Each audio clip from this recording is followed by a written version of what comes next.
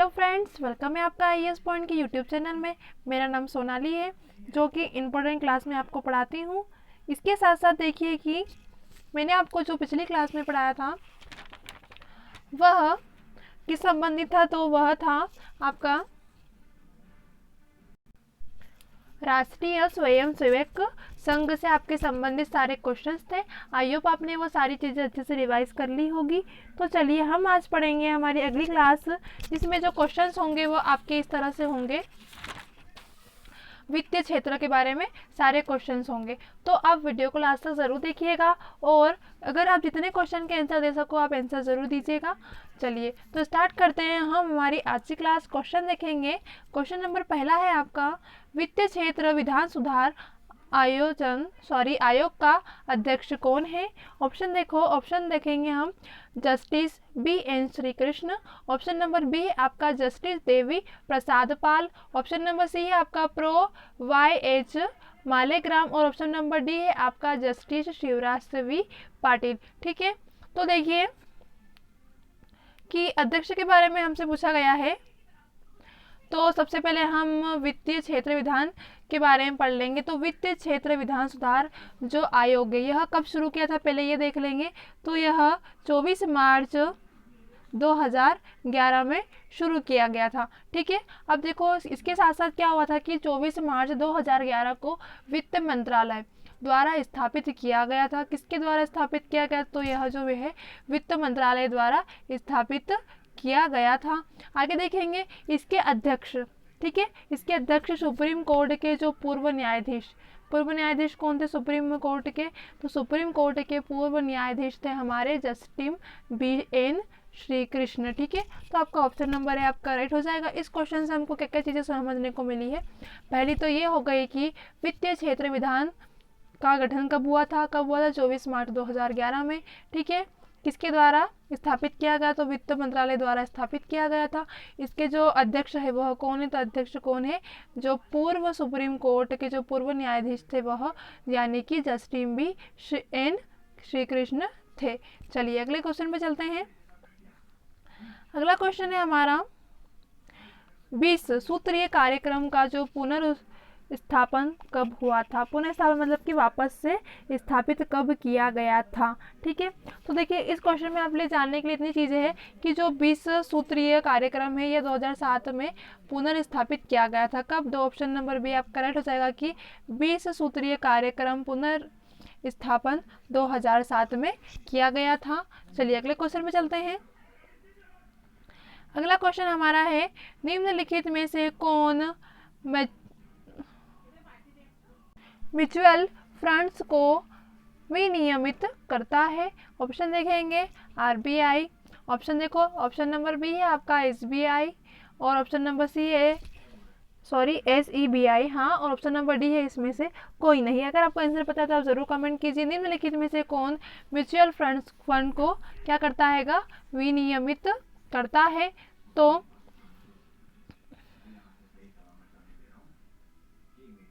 इसका right answer क्या हो जाएगा, जानेंगे हम इसके बारे में। तो एसईबीआई, क्या एसईबीआई, अब इसका नाम क्या है, इसका पूरा नाम क्या है, तो भारतीय देख लीजिए इसका पूरा नाम आप, भारतीय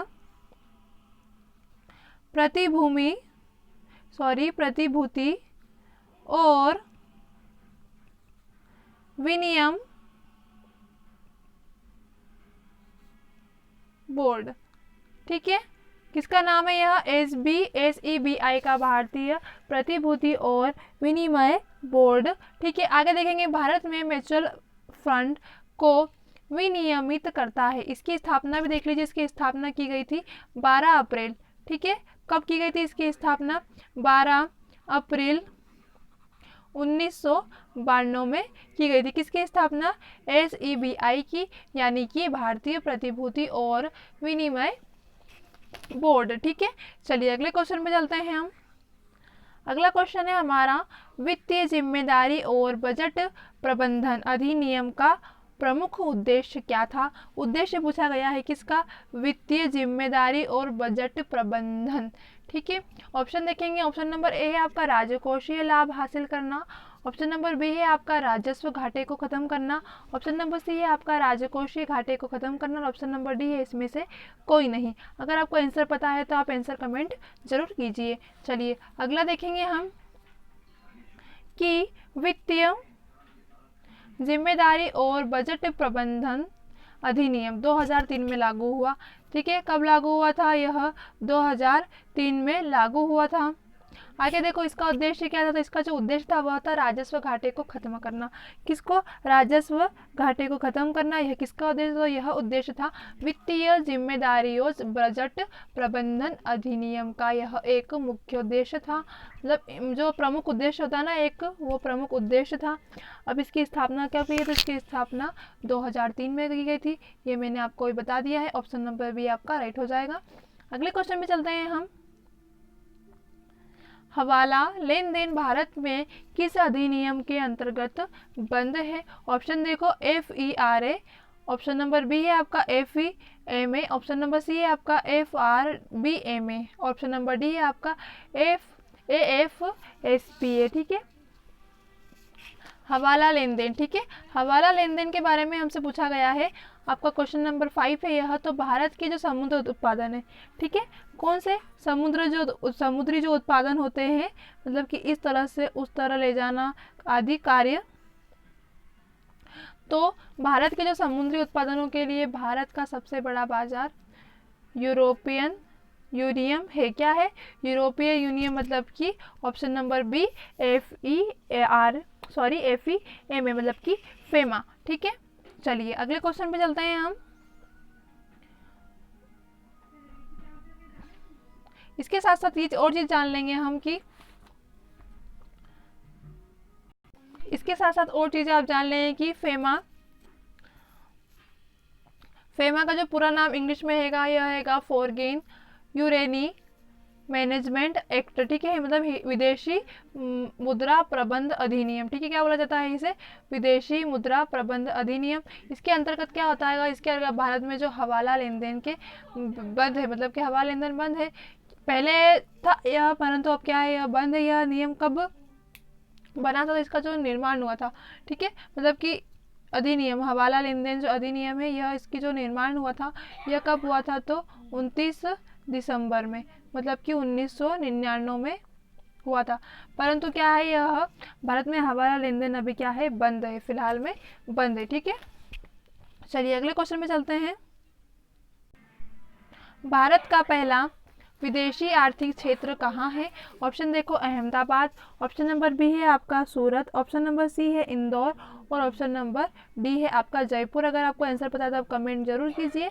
चलिए हम देखेंगे कि भारत का पहला विशेष आर्थिक क्षेत्र, ठीक है, आप सभी जानते हैं कि जो आर्थिक क्षेत्र है वो सबसे ज़्यादा कहाँ पर है? भारत में इंदौर में है।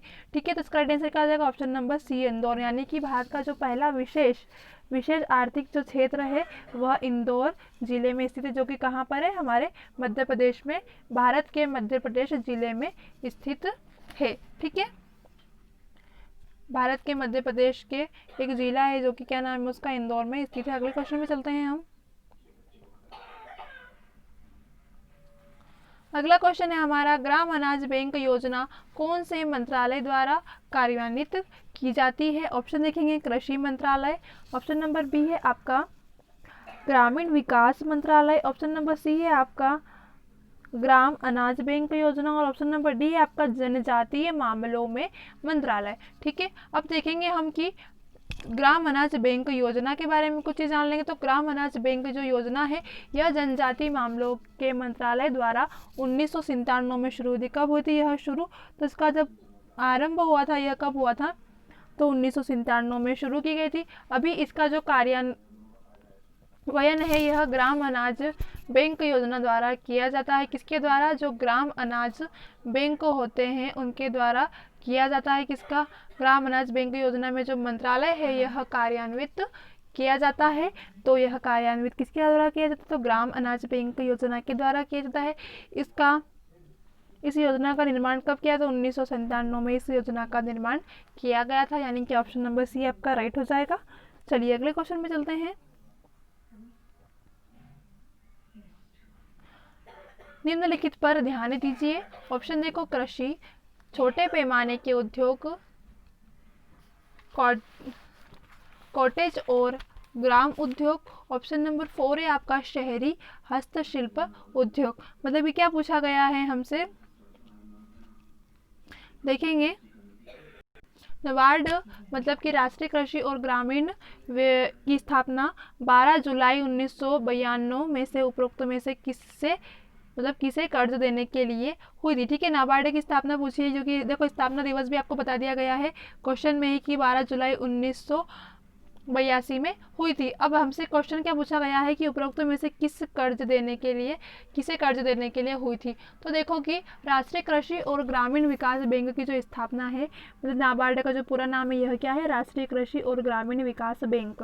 ठीक है, इसकी स्थापना 12 जुलाई 1982 में हुई, ये हमने देख लिया है। यह एक एकीकृत ग्रामीण विकास का बढ़ावा देने और ग्रामीण क्षेत्रों में समृद्धि को सुरक्षित करने के लिए, इसके लिए एकीकृत ग्रामीण का जो है वो विकास करने के लिए और ग्रामीण क्षेत्रों की समृद्धि के लिए और सुरक्षित करने के लिए उद्देश्य से ग्रामीण क्षेत्रों में कृषि लघु उद्योग, ठीक है, कौन कौन से उद्योग, कृषि उद्योग, लघु उद्योग, कुटीर उद्योग, ग्राम उद्योग, हस्तशिल्प और आर्थिक गतिविधियों को बढ़ावा देने के लिए किया गया था। ठीक है, अब देखो क्वेश्चन हमसे पूछा गया है कि निम्नलिखित में से ध्यान दीजिए, तो इसका राइट आंसर क्या हो जाएगा। तो देखो छोटे पैमाने के उद्योग, यह भी हमारे ऑप्शन में आ चुका है। उसके बाद कॉटेज और ग्राम उद्योग भी हमारे क्वेश्चन में आ चुका है। शहरी हस्तशिल्प भी हमारे मतलब कि उद्योग, मतलब कि यह भी चीज़ हमारे मतलब कि आपके तीनों क्या है, ऑप्शन सही है। चलिए अगले क्वेश्चन पे चलते हैं। भारत में डॉलर रुपया विनिमय दर किस पर निर्भर करती है। ऑप्शन देखो, सरकारी नियंत्रण, मांग आपूर्ति संतुलन, आरबीआई की मौद्रिक नीति। ठीक है, अगर आपको आंसर पता है तो आप कमेंट जरूर कीजिए। देखेंगे हम कि भारत में डॉलर रुपया अधिनियम किस दर पर निर्भर करती है। तो भारत में जो डॉलर रुपया अधिनियम है, यह मांग आपूर्ति संतुलन पर निर्भर करती है। किस पर, ऑप्शन नंबर बी आपका राइट हो जाएगा कि यह मांग आपूर्ति पर के जो संतुलन है उस पर निर्भर करती है। मतलब कि चलिए, तो आज का हमारा यह टॉपिक यहीं पे ख़त्म होता है। मिलते हैं हम अगली क्लास में। और जिन जिन बच्चों ने आंसर दिए हैं पिछली क्लास में, उन लोगों को भी अच्छी बात है कि आप आंसर दे रहे हो। चलिए।